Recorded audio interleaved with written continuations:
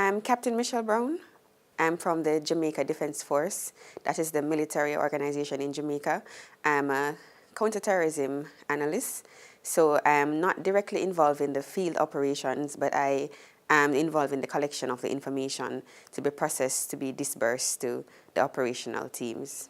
It's a very interesting course. The composition of persons is an interesting mix. They have varying levels of experiences. Throughout the course, I've been able to learn a lot from them as it relates to the perspective on their country. So based on the different countries, we all have different ways of doing things.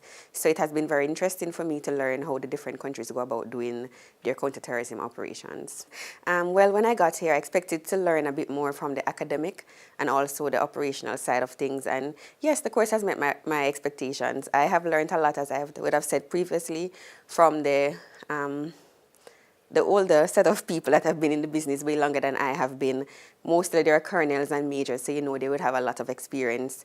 And I have gotten a chance to have discussions with them, discussing how they go about doing their operations, comparing it somewhat to how my country do what we do, because as you know, my country is much smaller than most of these countries. So it's very interesting to compare and contrast to see how we do things differently.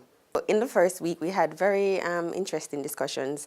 We were supposed to define terrorism. It was interesting because we all had varying definitions, and I realized that that had to do with the legislative processes in each of the countries, because your definition had to work in collaboration with the legislations that you have in your country in order for it to be effective. Also, we're supposed to do an assessment of a current threat in our country. In Jamaica, my threat is an attack on foreign visitors. So I'm working on that assessment now, and I'm sure that when I get back home, that assessment will be very useful if my country decides to use it.